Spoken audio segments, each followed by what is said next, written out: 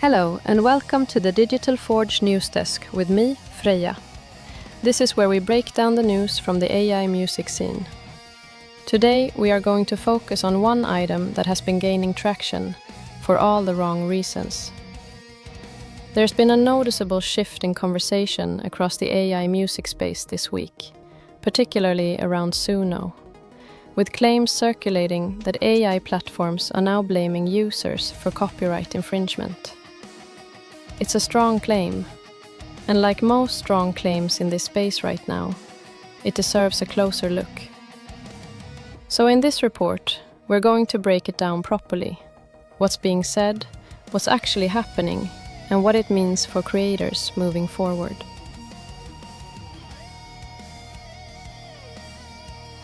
Let's start with the narrative itself.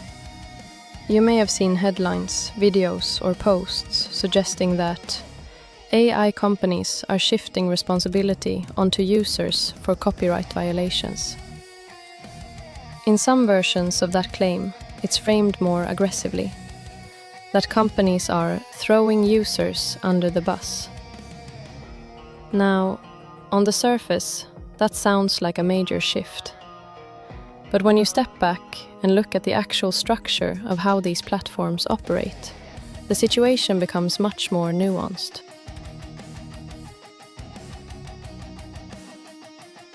Most AI music platforms, including Suno, already include terms that state users are responsible for the content they generate. Users should not upload or create copyrighted material without permission. This is not new. In fact, this mirrors how nearly all user-generated platforms operate. YouTube, TikTok, even traditional DAWs and sampling workflows. The tool exists, but responsibility for how that tool is used sits with the creator. So what we're seeing here is not a sudden change in policy. It's a growing awareness of something that was already there.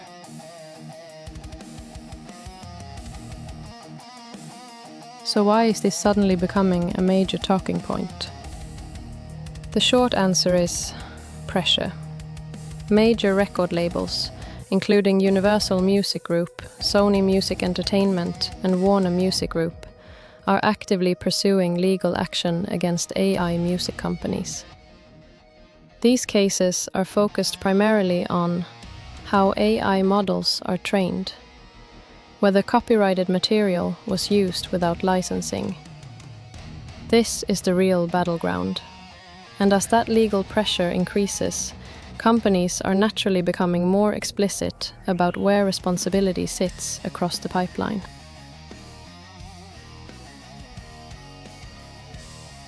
To understand this properly, it helps to break it into two layers. Layer 1, the model itself. This is where the legal focus currently sits: training data, datasets, and whether copyrighted material was used. Layer 2, the output. This is where users come in. If a creator generates something that closely imitates a specific artist or track, that's where questions begin to shift toward user intent and usage. And that's the key point. This is not about companies assigning blame. It's about defining responsibility across different stages of the process.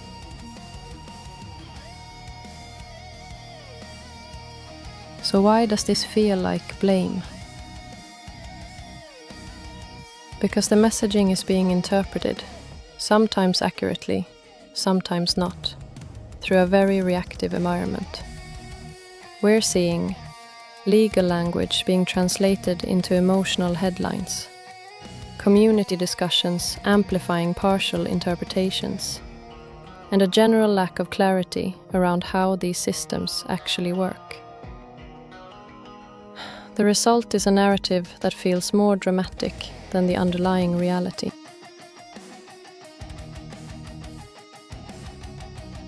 So let's bring this back to what actually matters.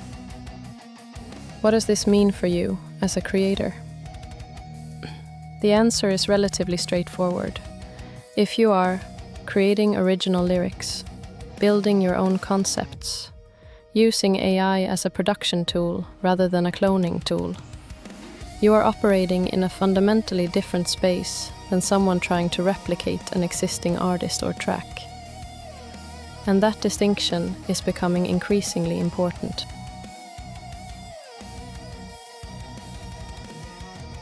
Where creators may run into issues is in areas like attempting to closely mimic specific artists, generating content designed to replicate known songs, uploading copyrighted material into AI systems. These are not new risks. They're simply becoming more visible as the legal environment evolves.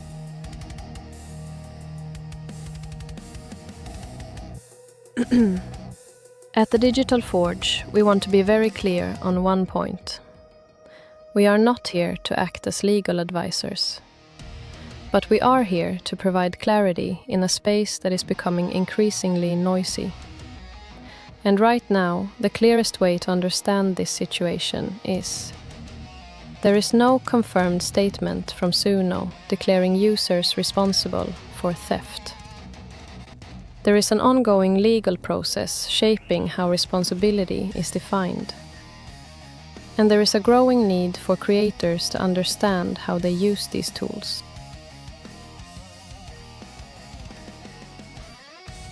Zooming out slightly, this is part of a much larger shift.